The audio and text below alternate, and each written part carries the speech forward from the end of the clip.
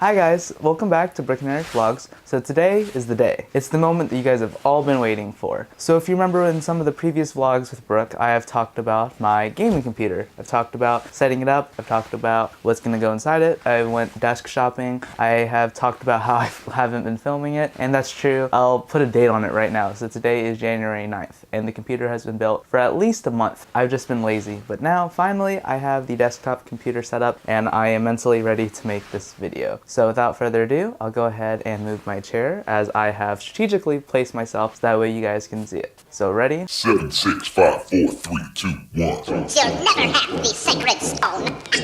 Oh, this you crazy mother. Ta-da!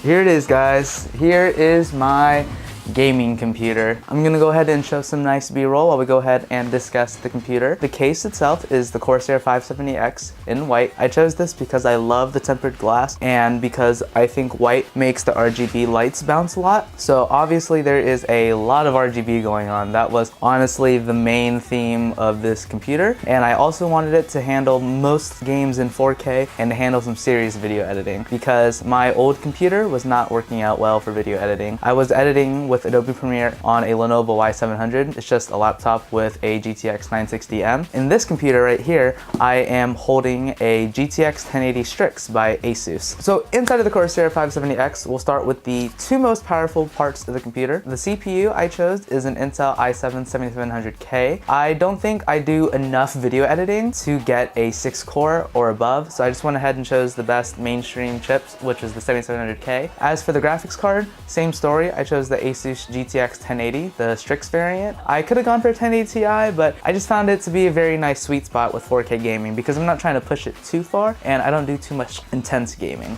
The motherboard that I chose is the Asus Strix Z270E, and as for RAM, I chose the G-Skill Trident Z RGB clocked in at 3200 megahertz. I chose to get 32 gigabytes with 4 8GB sticks. In terms of cooling, I already know I'm gonna mess this up, but I chose the Thermaltake RGB 360 Floe Riing the Thermaltake RGB 360 Floe Riing TT Premium Edition. It's an AIO liquid cooler with an RGB thermal block, so it just has that nice little ring and it has TT. It looks pretty classy. And with that, it comes with an accompanying 320mm fans that are also RGB. And I went ahead and bought 3 additional ones, so they are the 120mm variants that are also RGB. Like I said, the theme for this computer is RGB. Since I'm not doing anything too intense, I went ahead and just put them on PWM and silent mode, so that way my computer stays nice and quiet. Now in terms of power supply, I went ahead and also chose a Thermaltake power supply. I went ahead and tried to get everything as Asus or Thermaltake as possible, so that way I can use the Aura and Thermaltake RGB environments. I'll also be honest with you guys, I completely forget the name of the power supply, so I'm gonna go ahead and Google that really quick on the computer.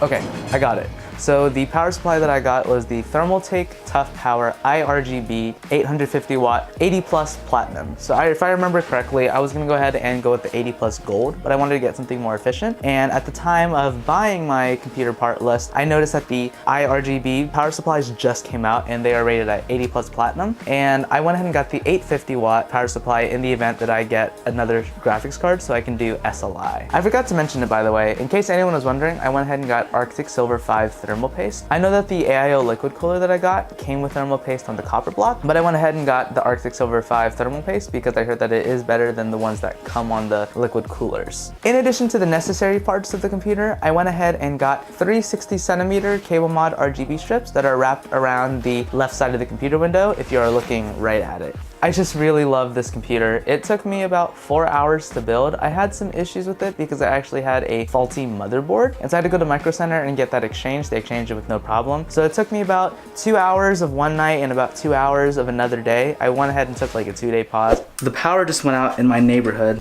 Obviously you won't be able to see anything because the lights are dark. All power is out on my street. in the middle of us building this computer. I don't know what we're gonna do right now. About 2.5 hours have passed already, and the electricity is still not on. 4 hours isn't that bad of a time to build a computer. Now, obviously, if you're more educated and more skilled in PC building, you can probably build one in like 15 to 30 minutes. But for me, being a novice and being scared to handle such expensive components, it took me about 4 hours, which I'm not mad at. Now, when it comes to peripherals, I went ahead and got the Asus PB287Q monitor. It's a 28-inch 4K monitor that has a 60 Hz refresh rate, but a 1 millisecond response time. So I figured since I am only using a 1080, I wouldn't go past 60 frames per second on some of the more intense games. So I just stuck with the 60 Hz monitor and in return got a 1 millisecond response time. In terms of the keyboard, I went ahead and got the Razer Blackwidow Chroma V2. It has the Razer green switches, which are very clicky. I'm gonna go ahead and show you guys really quick.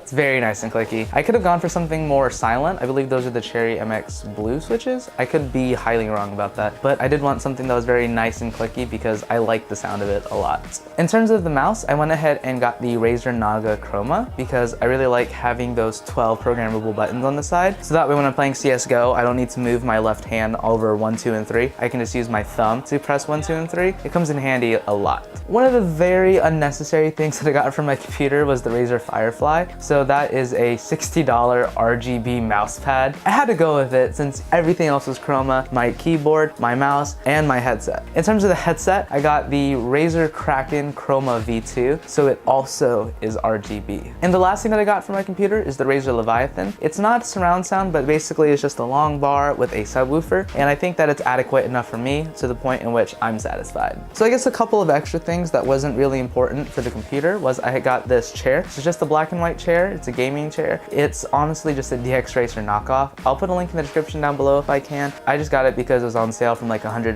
to $85, which is much better than the $300 price point of the DX Racer chairs. And this desk that's behind me is just an L-shaped desk. It's black, all tempered glass. It's very sleek. Now, it's not anything that's too high quality. It's just sufficient. It's adequate. Basically, I can game on the left side of the desk and have the computer in the middle, and then have some space on the right side in the event that I need to do homework or write some stuff out. So I think that wraps up the bulk part of this video in terms of the desktop build and the peripherals. So I guess I'll go ahead and take you guys off the tripod and show you guys a little better look at my setup. Here's how it would look sitting down. So you have the keyboard. I have it offset from it because I feel like it's more comfortable. When I had the keyboard over here, I had a lack of space. Also, it just wasn't comfortable for my wrist. So I have it offset to the left. Then I have the RGB mouse pad, the Firefly, with the Razer Naga Chroma, like I said, with the 12 programmable buttons. Then I have the speaker system here with the subwoofer there. And I don't have a headphone stand, so I went ahead and just kept the headset on top of it when I'm not using it. And then here is the monitor, like I was telling you guys. So 4K, 1 millisecond response time, 60 Hz refresh rate. It can go down, so it goes down and it goes like 180 degrees. I won't do it right now. And then it swivels too. So it has a big range of motion. And so here's a closer look at the computer. I have been using this for about a month, so some dust has built up, so I apologize if you guys notice any of it. You have the 4 sticks of RAM right there, the CPU cooler right there, an exhaust fan, 2 fans that are exhaust as well, power supply shroud, blocking most of the cables, GTX 1080 right here, where you can see it says Republic of Gamers, and it has that little logo right there. Then from the front, you got the 3 RGB fans and the lit up Corsair logo. I think also it's a good time to mention that the Corsair logo right here is also lit up. Cable management is not that bad. I have a couple of cables right over here. You guys might not even be able to see that. And then I have a cable right there, and it's not too bad over there. I have a couple of clamps right here to kind of keep the cables closer together. But overall, I think it's relatively clean. Now down here is where it gets very messy because I just have the router on top of a couple of boxes and the wires are just seriously all over the place. But then you guys will be seeing that anyways. In terms of cable management on the other side of the computer, I'll go ahead and show some B-roll. It's not the best, I'll be honest with you guys, but I don't think it's the worst. I would try to make it as neat as possible, but I figured I'll be honest with you guys and show you everything.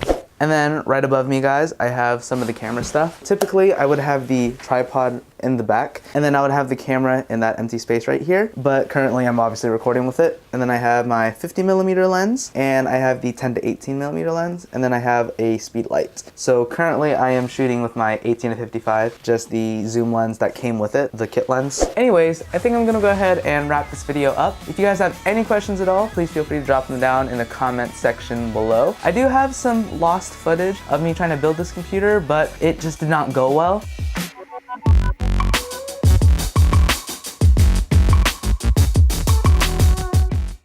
And so if you guys want to see that, leave a comment down below too, and I can go ahead and show that. It's like half of the build. I figured I wouldn't edit it since it was just incomplete. It just didn't go out well. But if you guys are curious about some of the building process, I can and will upload it. Other than that, I'm gonna go ahead and end this video with some nice B-roll of the setup and the computer itself. So if you like this video, please like, comment, and subscribe. And I hope to see you in the next one.